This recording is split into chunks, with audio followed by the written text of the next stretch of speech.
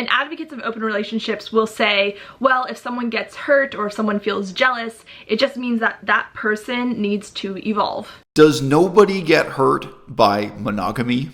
Is monogamy truly safe? Does monogamy make you invulnerable to these things she claims an open relationship will make you feel vulnerable to? I know open relationships or any other form of non-monogamous relationships allude to this idea of freedom, to love without boundaries, to go beyond the rules of tradition. But in reality, this isn't true freedom. Someone always inevitably gets hurt. She started off talking about freedom, but then halfway through such a short statement, she started talking about vulnerability. Having the freedom to try something new is not the same as being invulnerable to the consequences. Freedom and vulnerability or invulnerability, freedom and responsibility for the outcomes of the choices you make, these things are not mutually incompatible. They're mutually inextricable. They're not to be confused. Advocates of open relationships will say, well, if someone gets hurt or if someone feels jealous, it just means that that person needs to evolve. Does nobody get hurt by monogamy? Is monogamy truly safe? Does monogamy make you invulnerable to these things she claims an open relationship will make you feel vulnerable to? Do married people never feel jealousy? How high are the stakes and consequences of marriage if it's truly a monogamous marriage? If you are a virgin at the time of marriage and then you only ever have sex with that one person for the rest of your life, you tell me which is more high risk and which is more low risk. Which one makes us more vulnerable, more prone to disaster and tragedy? If it's an open relationship with options and freedom and the possibility of being hurt, having hurt feelings, sure. Or if it's committing to traditional monogamy. One man, one woman, no options, no freedom till death do us part. That's a high-risk gamble. And if you think nobody gets hurt, you're living a lie. I think at the core of the polyamorous argument is this misguided utopian idea that the convention of two partners staying together is holding us back from experiencing unbridled sexuality. This is Ireland. Exotic, far away, difficult to imagine Ireland. Isn't it strange how these overly abstract, philosophical, hypothetical ideas suddenly come into clear, crisp focus when we just bring up the historical reality of any particular given example, such as Ireland? Have you ever Googled the history of marriage and divorce law in Ireland? Have you ever, Googled the history of gender relations and the status of women in Ireland? It's horrifying. It's been horrifying over the last 50 years. It's been horrifying over the last 500 years. It's been horrifying for the last 2,000 years. And Ireland is not the worst example. We're not talking about Saudi Arabia. We're not talking about the history of the status of women in China. I mean, guys, it gets pretty dark, but Ireland is dark enough. How is it possible to think there's nothing to be rebelled against in the traditional legal and cultural reality of what monogamy is, what monogamy was, what monogamy still tries to be? Yes, monogamy does represent an oppressive ideal with an absolutely terrible track record for the last 2,000 years of human history in myriad cultures. But if we can step away from the faceless abstractions to think about an historical example, just one, just any one, whether it's Ireland or others, if you can just bring yourself to think from the grassroots reality up, instead of from the realm of abstractions in the sky down, this is what you're going to find. You're going to find that a great many of the ideals being presented by both sides of this argument are frankly unbelievable.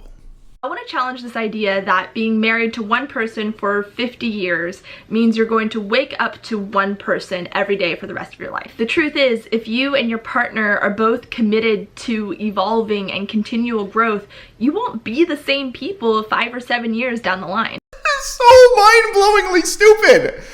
You're going to reassure people that if they're married for 50 years, it's really going to be like having sex with a new person every 7 years? What if your girlfriend grew up listening to DMX, and she grew up, let's just say she had posters on her wall of the rapper DMX, of this tall, lean, muscular, black sex symbol. And conversely, if you're black watching this video, let's say you're a black man married to a black woman, but she grew up with posters of Justin Bieber on her wall and fantasizing about Justin Bieber. I can never look like DMX, and some dude out there who looks like DMX can never look like Justin Bieber. You can never supply that. You can wait 7 years, you can wait 50 years. If you're going to sleep with the same person every day, they can never wake up as another person. They can never satisfy that curiosity or that interest in you.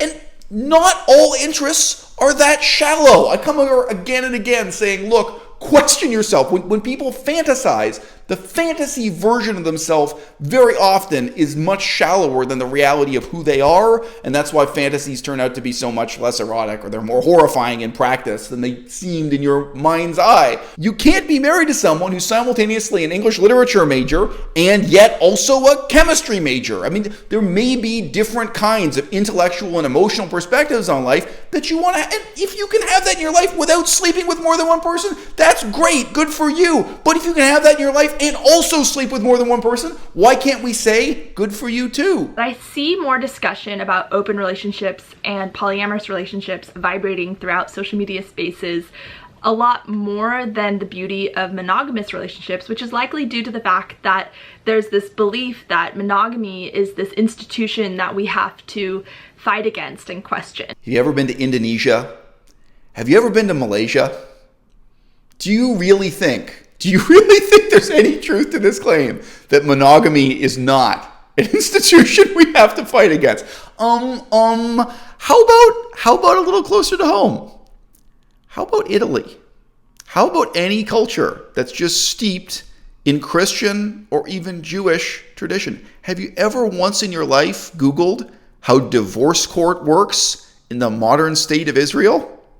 You're in for a surprise. After careful thought and consideration and lots of listening, I've come to my own conclusion that open relationships just don't work. The only argument she presents is to compare an idealized notion of what the best possible monogamous marriage is like to a cartoonish notion of what an average or awful open relationship is like. That's the method she uses throughout the video again and again. Jealousy is not an indication of weakness. Being jealous that your partner is sexually intimate with another person is a very normal human response. And maybe that response is normal for a reason, because jumping into bed with someone else who's not your partner is damaging to your relationship. Here we have the nearly inevitable appeal to nature fallacy, right? It's natural and normal, and therefore good? Is that the next step? Is that the next step we're supposed to make? A lot of things are natural and normal and evil. Revenge. People desire and yearn for revenge, and it's existed in all societies. How about slavery? How about men wanting to buy and own slaves, in part to sexually exploit them? Have you even read the Bible? It's existed in most societies throughout most of human history, and we have now an extraordinary struggle against human nature in trying to repress, limit, eliminate slavery and forms of prostitution that come pretty close to human slavery. You may well argue that jealousy is natural and normal. That doesn't mean it's good. That doesn't mean it's optimal. For centuries and centuries, Christians have argued that Christian marriage is natural and normal. That doesn't mean it's good. That doesn't mean it's remotely optimal. Not just for one individual might it be suboptimal, but when you scale it up for society as a whole, It's awful for a whole lot of people. It's awful for a whole lot of us living together. And in case you forgot, in Judaism and Islam especially, but even in Christianity, people manage to convince themselves that cutting off the human foreskin, engaging in so-called circumcision, even cutting off the clitoris, female circumcision, was natural and normal and part and parcel of this tradition of monogamous marriage. So if you're wondering just how far human beings can take it, going down this natural and normal and inevitable equals good road, it's taken a long time for society to shake off the shackles of those hallowed preconceptions. Personally, I think open relationships are a sign that a couple is not willing to do the hard work to access the hot and steamy stuff that monogamy has to offer. I think suggesting opening your relationship and your bed to other partners is a lazy way of trying to fix something that is fundamentally broken, or is a demonstration of simply wanting to give in to desires and distractions. Remember, just because you have the desire or the urge to bone someone doesn't mean you should. As human beings, we have a lot of desires and urges, but it doesn't necessarily mean that they are justified or need to be acted upon. Okay, so let's turn that around and question the other side of the equation. What if you have the desire as a man to dominate and control your wife?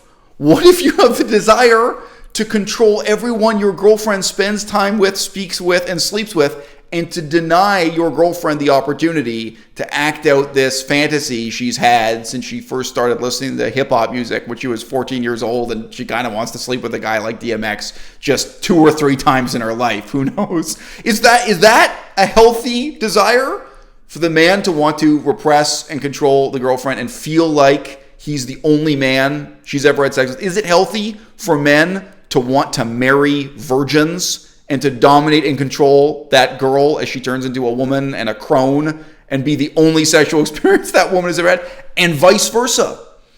What if a woman falls in love with somewhat nerdy looking Jewish guy who grew up in New York City? Let's just say he was a graffiti artist in New York City. He was into hip-hop culture. And this guy grew up his whole life watching music videos with these beautiful African-American models. And it's always been there at the back of his mind that just once in his life, just 2 or 3 times, he's got to have the experience of sleeping with a woman who looks like these icons of beauty that he's known from hip-hop culture, but that he has never been able to really spend time with or actually. Let's say he settles down with, let's say he's a virgin when he marries a young woman from New York City. Let's say she's also Jewish and university educated. They have a whole lot of other things in common, but not this.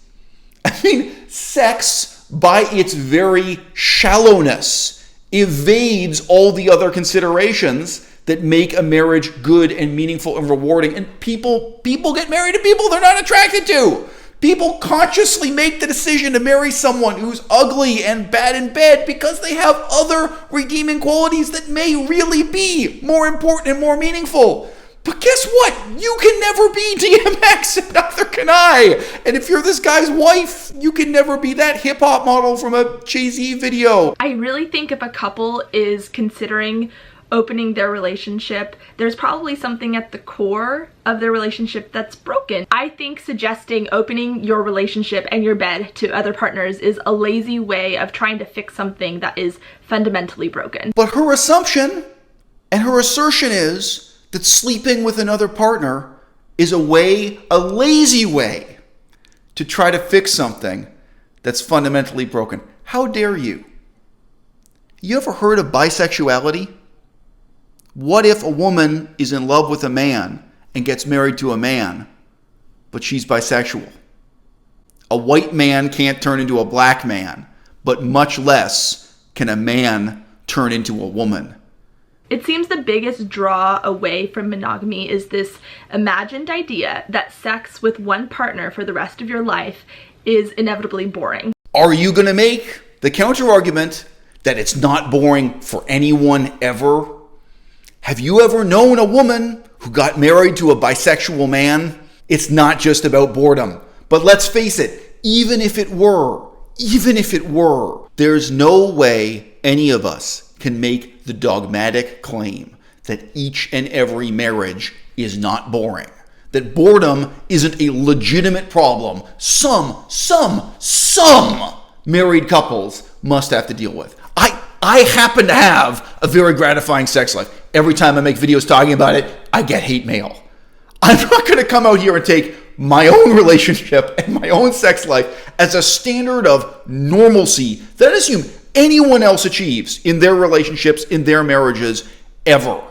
You have to recognize the number of people who could be happy with just one sexual partner is a minority. And then within that, there's a very small minority of people who happen to be able to get married with someone who is in that way a perfect match for them. And we all know why. We're all working with a limited talent pool that then gets more and more limited when you think about the facts and factors you require to be in a meaningful relationship with somebody, to have a working family life with somebody, to have a career with somebody, so on and so forth. Even though we might like to pretend that sexual gratification is the most important factor in choosing a boyfriend, girlfriend, husband, or wife, it's not. It gets demoted to 3rd place, 5th place, 10th place real quick. I really think if a couple is considering opening their relationship, there's probably something at the core of their relationship that's broken. People who want to have more than one sexual partner per lifetime. We're not saying more than one a week. We're not saying more than one a month. More than one per lifetime. There's nothing broken with them. There's nothing that they need to fix to make the magic of monogamy happen. Monogamy is a broken paradigm inherited from our monotheistic cultural history.